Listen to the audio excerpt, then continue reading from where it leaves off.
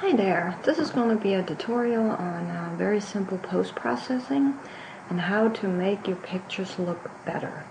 Now, you're going to see some crappy shots that I took during our honeymoon because I didn't really have a lot of time to set up, and it was pretty much just holding the camera and clicking as I zoomed around the islands. Now, this is not going to make your picture phenomenal and fantastic if it's not a great picture to start with, but it will make it better. I shoot in RAW most of the time. The only time I ever switch to JPEG is if I so happen to forget my other memory cards and I'm running out of space, because RAW is bigger, JPEG is smaller. So if I'm out on a shoot and I have limited space, I may switch my camera from RAW to JPEG, but most of the times I shoot in RAW. Now, before I get started showing you a couple of applications, now I am not being paid by Adobe or anybody else for my opinion, or that I am, given this review. This is just what I use. If you noticed on my screen, I have a lot of stuff. I work a lot in Adobe Lightroom. Lightroom is actually where I do the majority of my post-processing. Now, I may pull it up into Photoshop, and I have a couple of other things here as well, but I'm not going to get into these yet. I want to give you a quick overview on how Lightroom works, and how, you can do some basic editing really quickly and make your pictures just look better.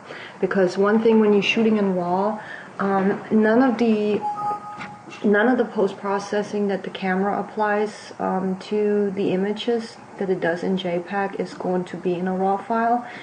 And one thing, if you did not notice before, that the image on the LCD on your camera always looks much better than when you pull it in the Lightroom. It's because what you see there is actually the JPEG, so it has sharpening and color corrections and a couple of other things already applied, so it looks, really good. And I'm not sure why this keeps showing up. So let's fire up Lightroom, and I have a bunch of catalogs already. Now, you don't have to do it that way. When I first started working in Lightroom, I didn't know too much about it, and I just kind of got in it and started creating catalogs pretty much for, different categories. You can actually do just one catalog. Lightroom can actually handle a bunch of pictures, like thousands of pictures, without any problems. So at some point, I'm probably going to move all of these into one single catalog because it's easier to back up and to manage. But that is a whole nother tutorial in itself. I already have created. Normally you would come here and let's just create a new one, just for the heck of it. You can call this whatever, new catalog for post-processing.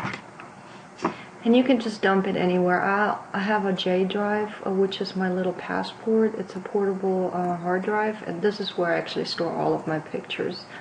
And then they get backed up to a bigger hard drive and to the cloud. So here's Lightroom, and there's nothing in it. I'm just going to give you a very quick overview because there's a lot you can do in Lightroom, and then there's a lot more. I can go into more details, but I don't want to do this in here. So up here it's what's called module. So you have your library module where you actually see all your photos, but since there's nothing in this catalog, it's a brand new catalog, there aren't any pictures. You have the development module. Yes, great.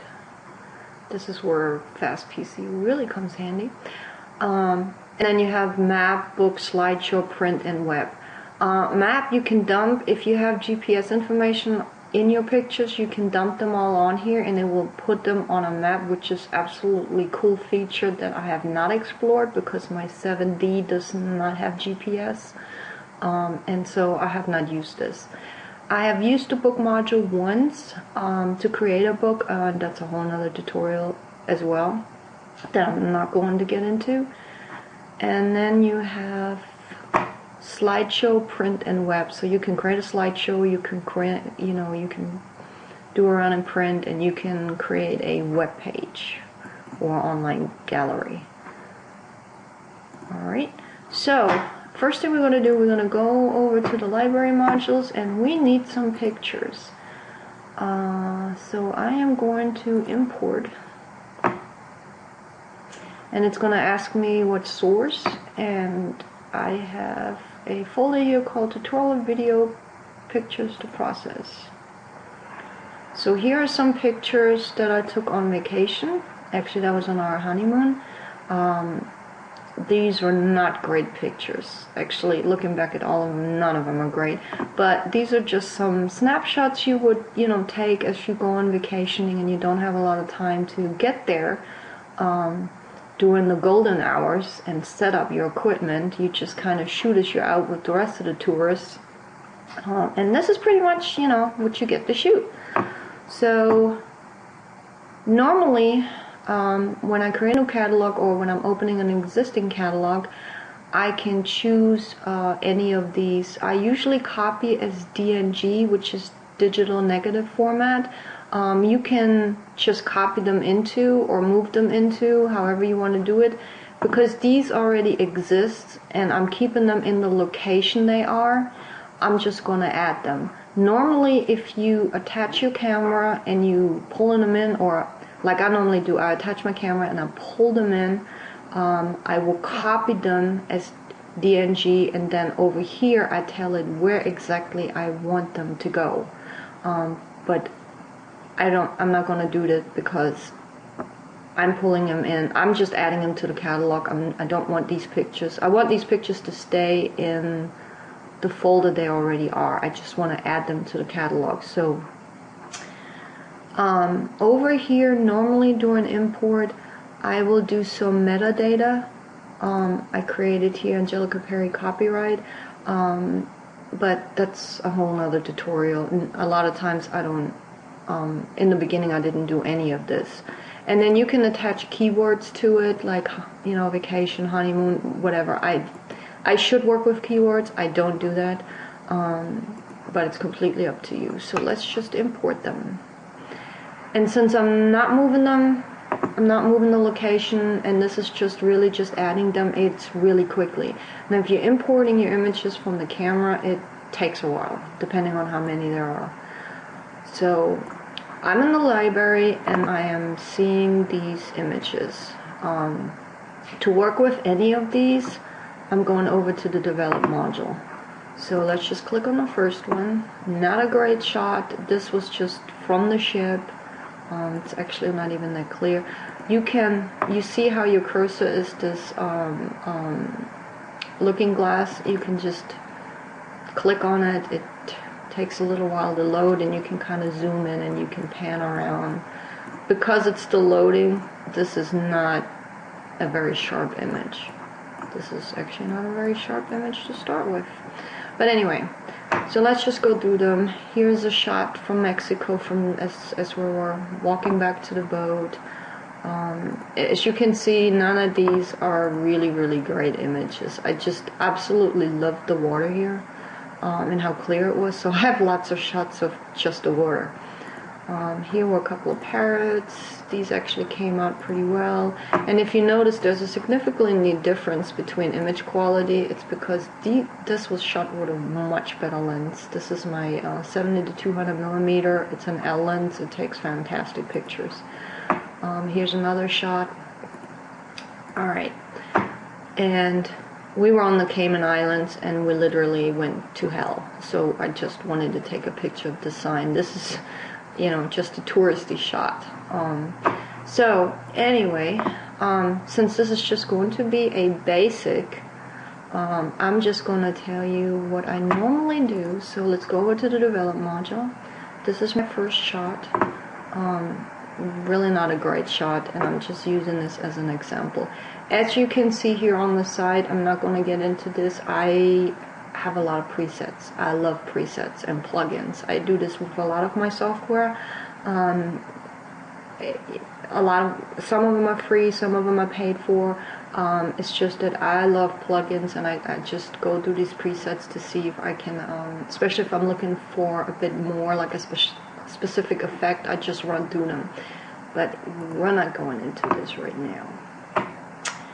So I'm gonna keep the history palette up because you can just go back. It keeps a history of all the things you do. So here on the right side in the development module, you have all these things. You can your white balance. You can change your white balance. When I go out shooting, I set my camera to auto white balance. I don't want to think about it, and I can always change it later on. Now, some people are really religious of putting it in the right balance during shooting. That's great. Just the less I have to change on my camera, the better it is for me, and this is one less setting I have to worry about.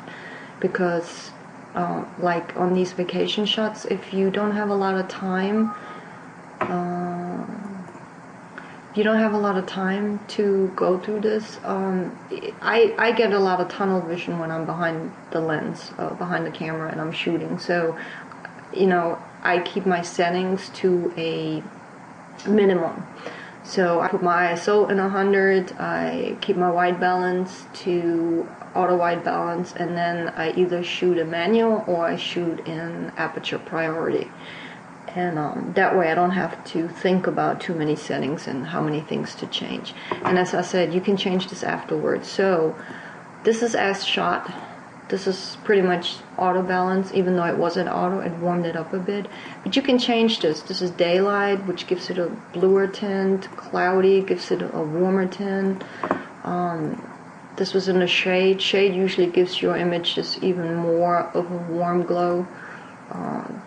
Tungsten. This was not shot in tungsten. Fluorescent. See all these really flash, which was not on. I like what flash did. Now, one thing I've learned, and this is a big thing that I want to kind of tell you about, is when I first got into photography,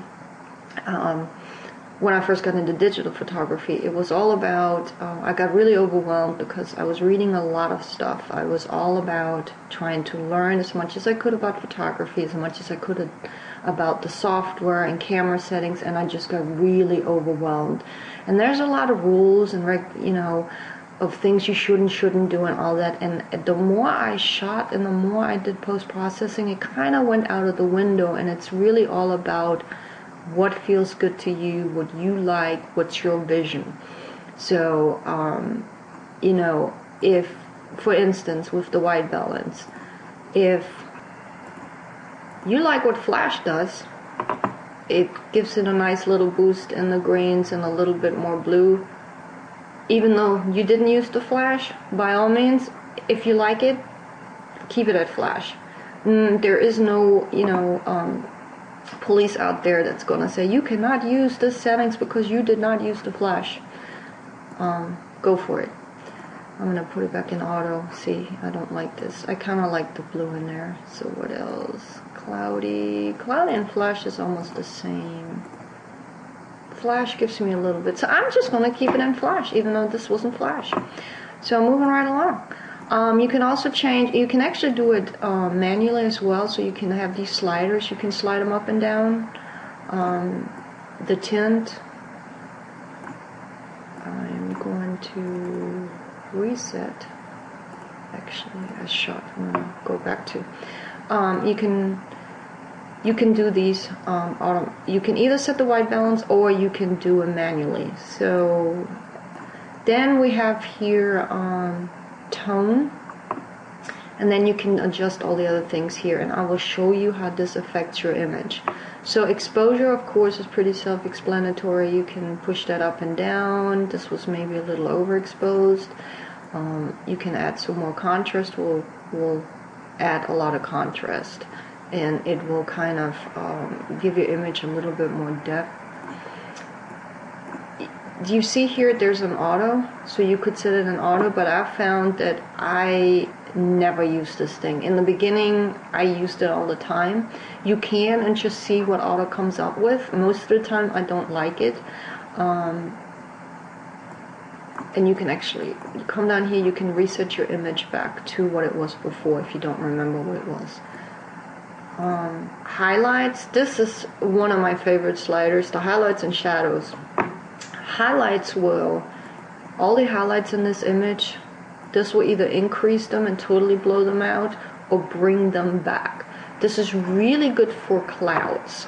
If you have a situation where your exposure, you have a lot of highlights in the clouds, but you have a lot of blacks in the rest of your image, a lot of times your camera is going to overexpose the sky, so you can bring the highlights back. So it gives you some cloud definition. Now, it's not giving me a whole lot in this image because this image is a little overexposed to start with.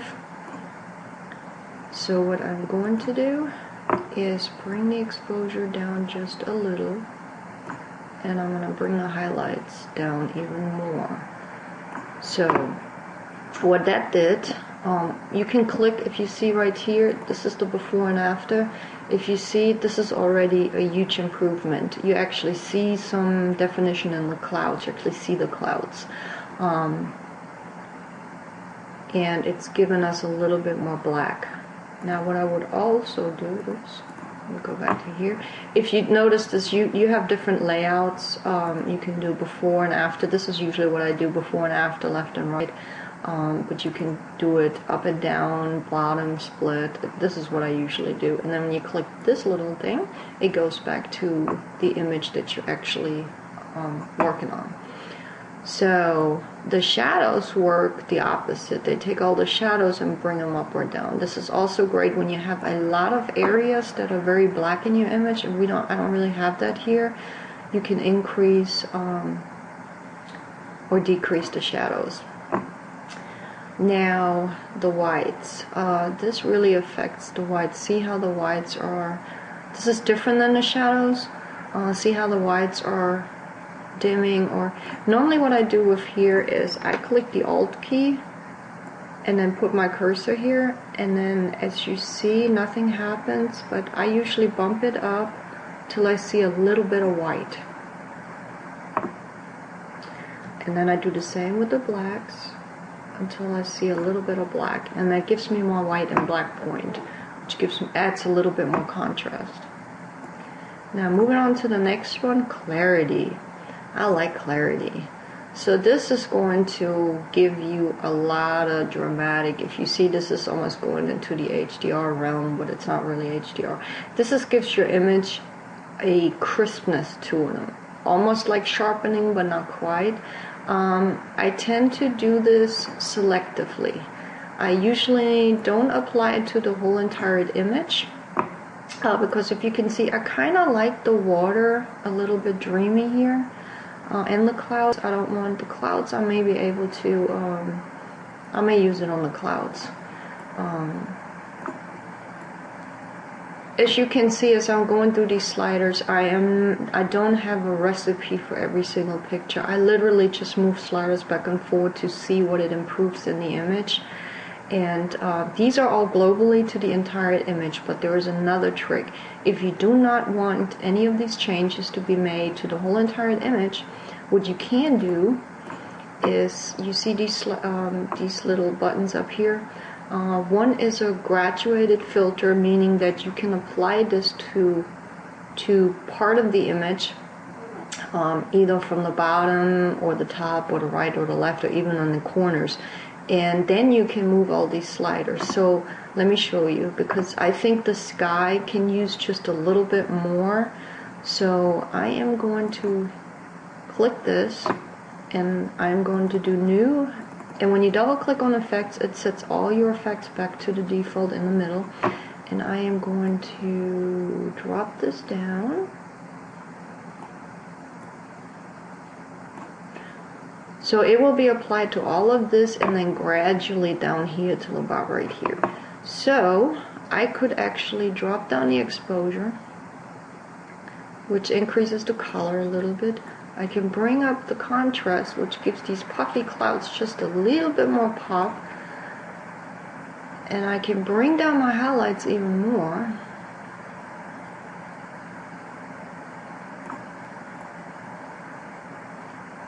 And I think this looks good, and I'm done. So if you noticed, we just really made this cloud and the rest of them here pop, and gave it a little bit more, it feels a little bit better balanced to me because I have some blue in the sky and I have some blue down here. So if you see the before and after, this is what we started out with, this is what we have now. I'm not quite done yet, but it's a lot better. So the same thing you can do with this graduated filter, you can also do with this radial filter, which is new in Lightroom 5. It literally, let me show you, it changes your cursor to a crosshair, and then you can make a circle, or you can elongate it. Let's say I want to apply some clarity to just the island. So I'm just put this over here, and then what I will do, normally what this does, anything that is inside will not be affected by the change. So in this case, yeah, no, it's kind of backwards. In this case, I would have to invert the mask. So I want everything inside of this elliptical thingy to be affected. So I'm going to bump up my clarity. And as you see, this is only bumping up the clarity right here. See right here? This is less clarity, this is more clarity, and I'm not going to bump it up that much, but I want to give it a little bit more clarity, and I'll say done. Now, I want less clarity in the water, and one way of doing that is, here's an adjustment brush, which is also one of my favorite tools. So you click on the adjustment brush, and always click new and effects, double click on effects to check. So, here is my adjustments brush, and you can, I have a little wheelie.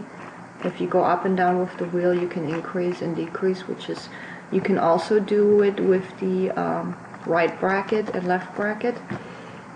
And I'm not on a Mac, I'm on a PC, so I couldn't even tell you what it is on the, I guess it's the same in the Mac. Anyway, so now what I want to do is, actually, I want to smooth out the water, so I'm going to drop down the clarity, and I'm going to go over this. And this is just going to smooth the waves out. I want the water to look a little bit dreamy.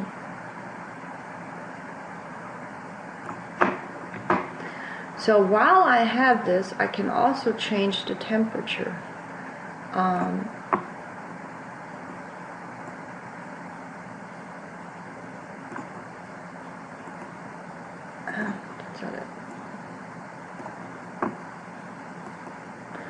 So I could come in here and say I want this a little bluer, and as you can see, it only affects the water because I'm still in this adjustment brush layer. If you go over here, you can actually see what's selected. And I may drop the clarity down just a little bit more. Yeah, I don't want this. I want it to be a little dreamy. So, that is it. Now, another thing I would do, I really don't like this, but there's really, I'm not going to crop all this out. But what I do want to do is, I really don't like these areas. There's a couple of things. I don't mind the boat in here. So, I'm pretty happy with this overall. If we're looking at the before and after, this is so much better. And I may go in here and do some dodging and burning. Well, dodging and burning would be with Photoshop. You can actually do highlights and shadows with the adjustment brush. Gives you kind of the same. So what I would do probably here is I would work on this island. I would want these just to be a little bit lighter here in certain areas.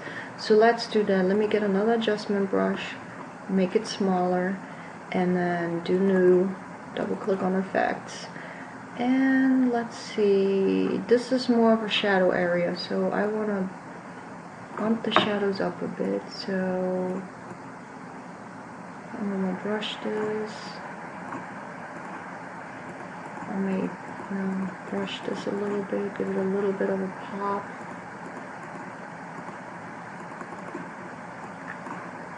I may also do highlights.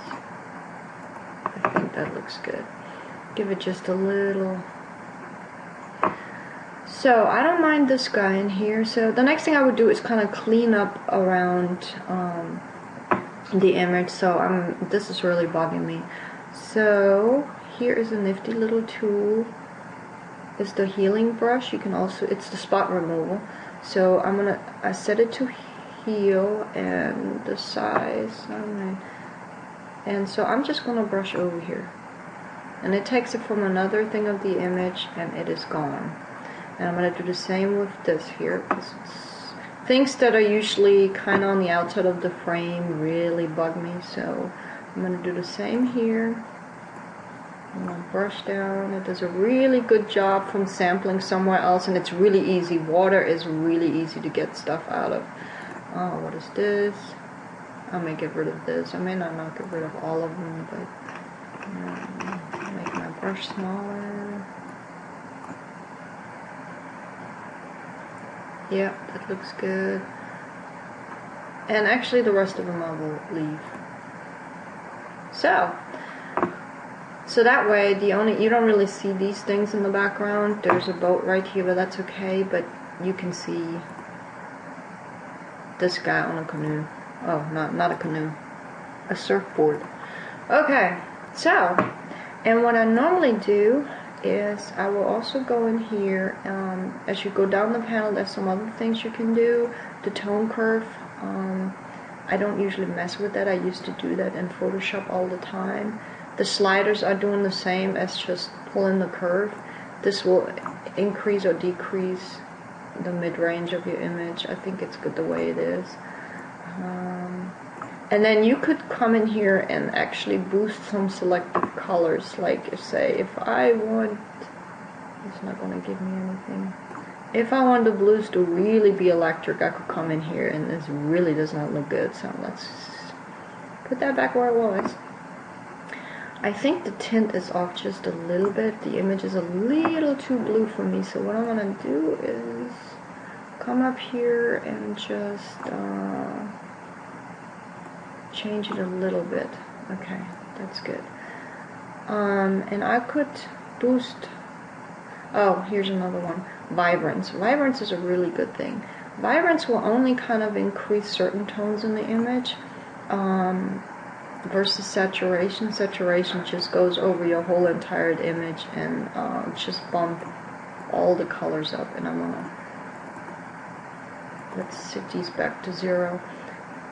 Let me show you the difference. Okay, saturation. Woo! Psychedelic. And then vibrance. Much. Okay. If you bump it up too much, it's pretty much the same. But it's kind of gives it a little pop. So I usually give it a little bit vibrance, depending on what I'm shooting. And then there's some yellows and some oranges. Let's bump them up a bit because this is a vacation after all. So everything looks much more vibrant when you're on vacation. So,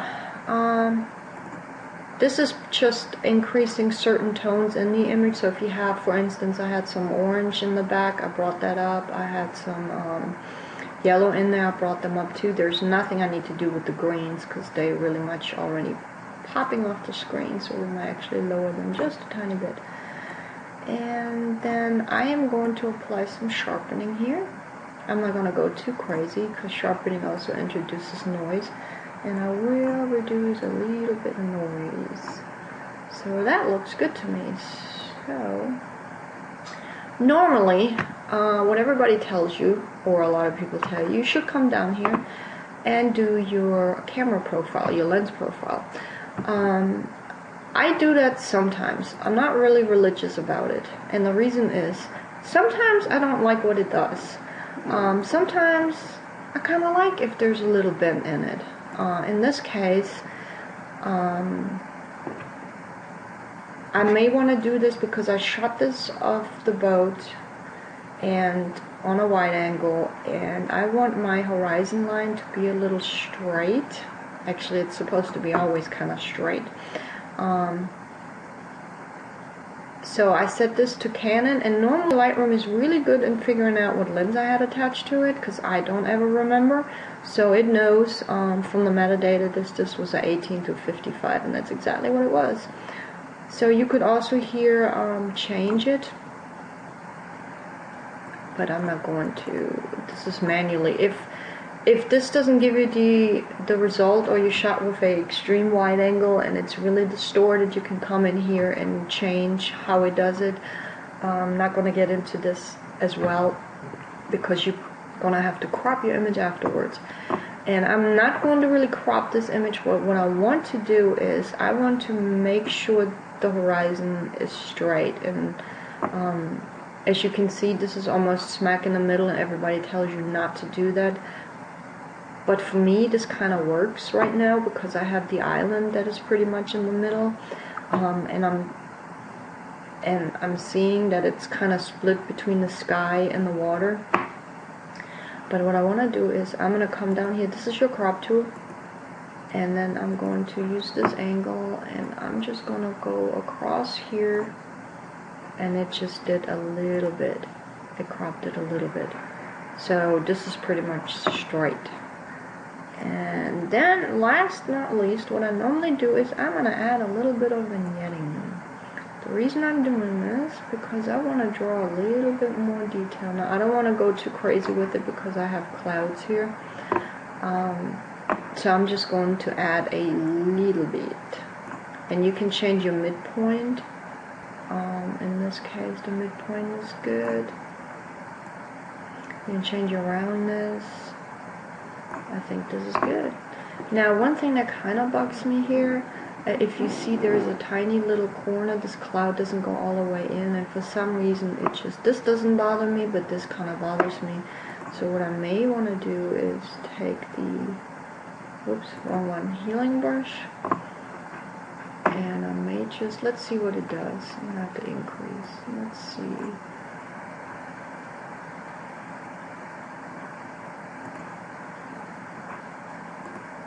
Oops. And yeah, I like this better. It just put a little cloud back in there, so I'm okay. Now, if I was really OCD, I could probably take this out because I kind of like how the cloud comes in here and kind of goes down this way.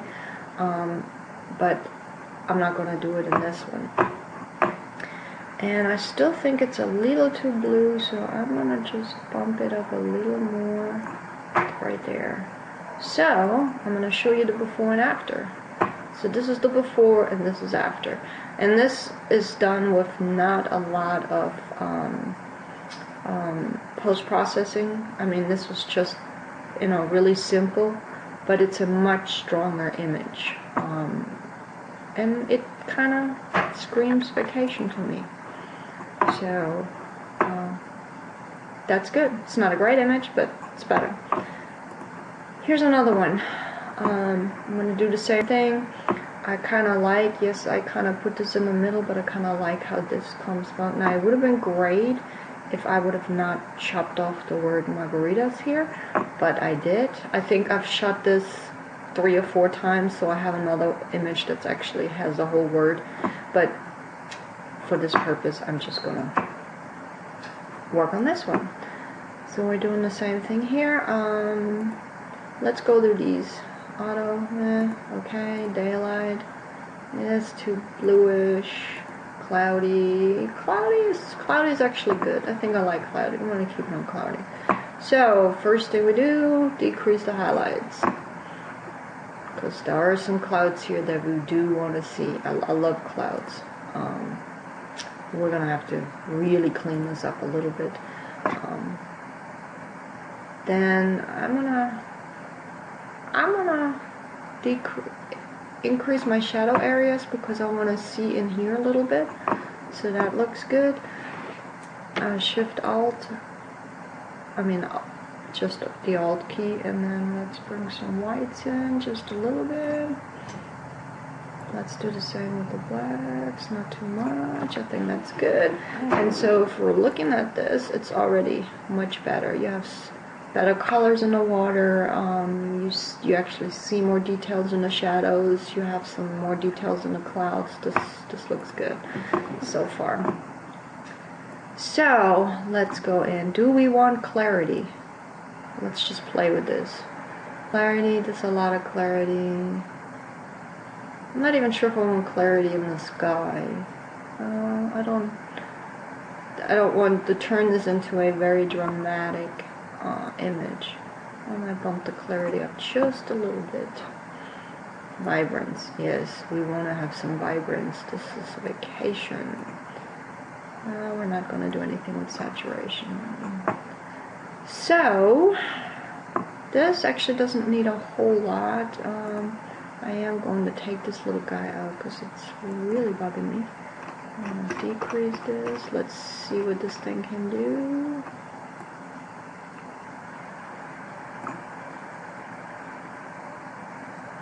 Actually, that works. Now I may want to do it one more time.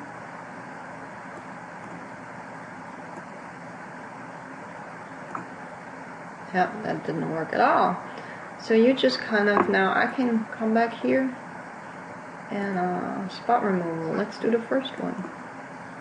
I'm okay with this.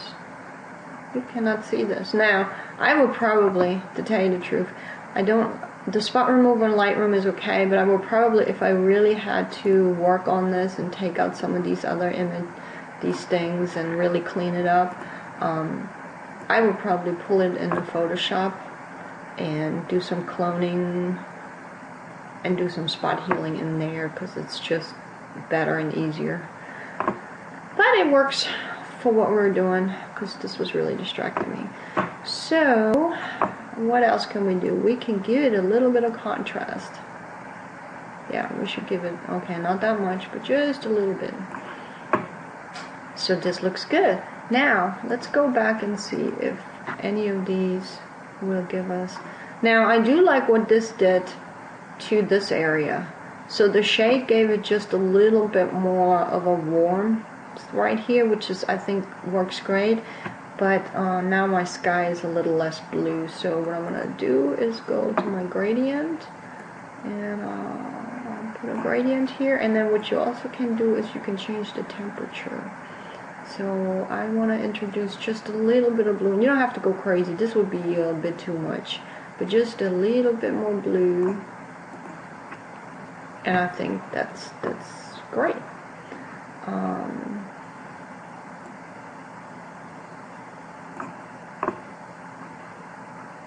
So let's see, how much green do we have? We have a little bit of green. Now the cool thing is there's a lot of green in the water, and that's really what it looked like. So I'm gonna bump this up. This is gonna bump this up a little bit too, but I'm okay with it. This is vacation. Everything was really vibrant to me when I was there. I may increase up, let's see what that does. Sometimes I can't tell what it does in an image until I go to the extreme one way or the other, and it's a really good way of kind of figuring out what you want to do. I still don't like the sky that much. I think it needs a little bit more pop. So I'm going to do new effects. I'm going to come down here, and I may do a little bit more contrast. What is contrast doing for me? Contrast is not giving me a whole lot. It's not good. Maybe clarity?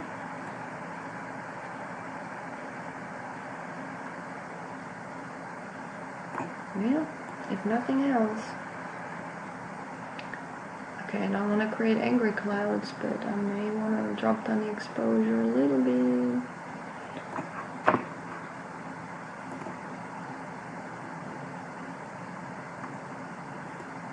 It's just a lot of highlights in the sky.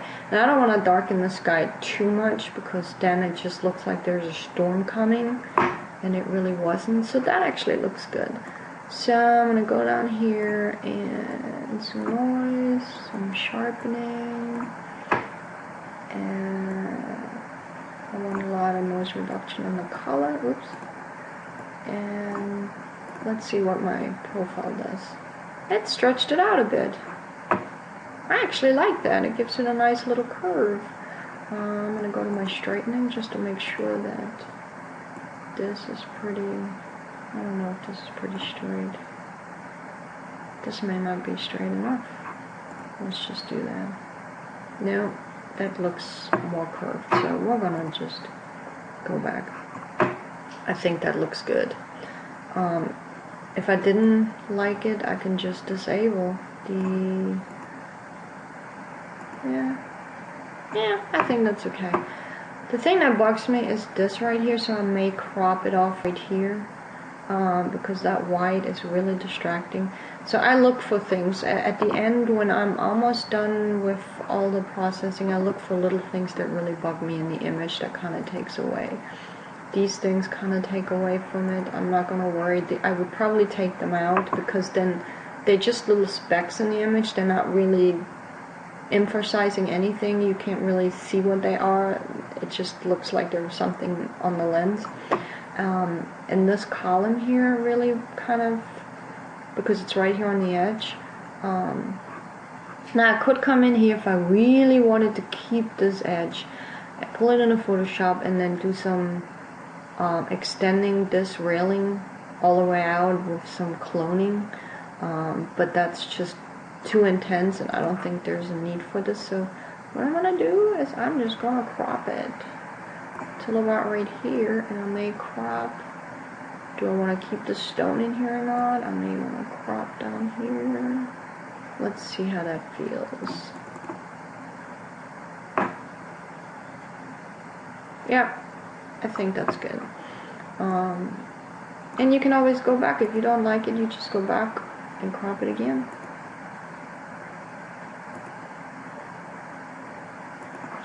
But I'm going to keep this crop, so what I want to do now is add some vignetting. Just to give it, and that gave it a little bit more details in the corners. And I like how this is a bit darker. So we went from this to this, which is just a much stronger, this just screams vacation and margaritas and island. It's just much more vibrant. You see some clouds, and these are really just really simple post-processing. Let's do something totally different. There is not a whole lot. When you have images like these, there's really not a whole lot you have to do. I could come in here and crop it a little different because he is really dead center, and which is not a good thing. So I would probably try to have him here. The thing that bothers me a little bit is this right here is just very distracting because it's so bright. So what I would probably do in this case is to come in here and take this tool and kind of make sure it goes over the whole entire parent. Pretty much like this. Bigger. There we go. And then I would bring down the exposure on the rest of the image a little bit. And you can kind of just play with this. Okay, I don't want to have him in spotlight. So he jumps out of it a little bit more. That's the before and after. It just gives you, and if that doesn't give you enough, you can go into this corner because I see that this is not really, and I can drop down the exposure here just a little bit, and because I just want to have him and just be really prominent in the picture. What I would also probably would do is come in here with the adjustment brush, and I would probably bring the highlights down and just go over this a bit and make it even darker.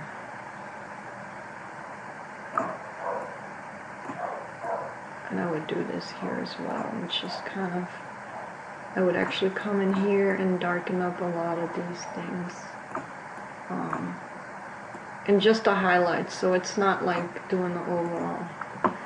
And then I'll probably bring the exposure down just a little bit, and then I'll take this and I would give him a little bit more clarity.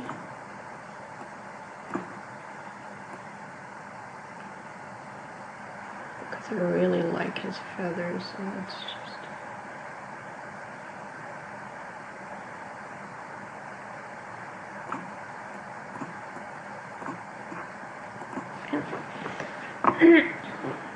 And I'm not sure if I need... Let's go do these. Dayline. Yeah, no, I like the way it was. It was very vibrant. Let's go back to as shot. I liked it. It's a little green, but I'm okay with that. Yeah, I kind of like the yellow green. That feels good. So I don't really need to bump up the vibrance just a little.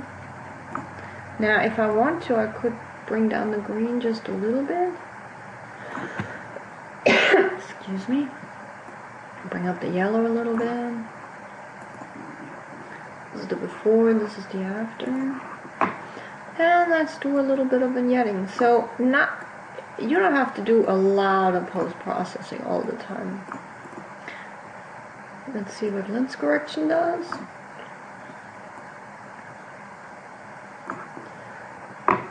Here you go. Okay, so normally the eye is usually drawn to the widest part of the image, or the lightest. So what I would do in this case, because I'm really looking at his feet in here, and that's not what I want to do. I'm going to come in here and bring back the highlights even more. I'm going to go over this and bring this back a bit. Actually bring it back a lot. I may even have to do a little bit of the exposure to match the rest of that. Looks better. And then I will do the same, but in the reversed. I'm going to increase the highlights on his head, because I want him to, and I'm also going to increase the shadows a bit, because I want us to look. And then I may do it again on his feathers, so new one.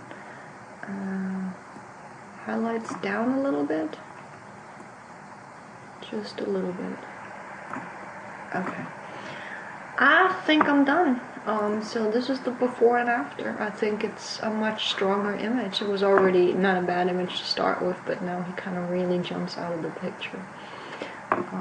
And so we've done 3 pictures. This is just a quick overview. I don't want to go into more because this is already 45 minutes long. So it's just really simple to do. You pull them into Lightroom and then you adjust these things. And don't be scared. Kind of play around. That's one thing I've learned from watching others. It's they don't come in here and have all these things figured out. They come in here and kind of play around. And there's nothing wrong with just kind of playing around and seeing what kind of effects this has on the image. For me, it was always a great way of learning it, and so many may come in and say, well, you can't do this and you can't do that. There aren't really set rules. I mean, you the artist and you the photographer, and I try to give my images kind of the feeling I had while I was shooting them. So, you know, this felt very vacation-y, sunshine, lots of poppy colors, the same here. So, you know, this is what it felt like standing there looking at it. Oops, and now it is stuck. Okay, sorry. Sometimes my computer does that. This is what the camera recorded, and I probably could have exposed it, a little bit better while I was there, but it doesn't always work out. This is what it felt like to me as I was taking it. You know, lots of vibrant colors, a lot of blue, the clouds. It was really pretty.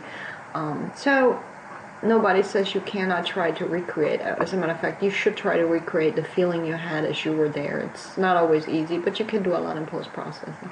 Well, this is it for now, so I'm going to close out here, and hopefully I will have another tutorial soon. Thank you.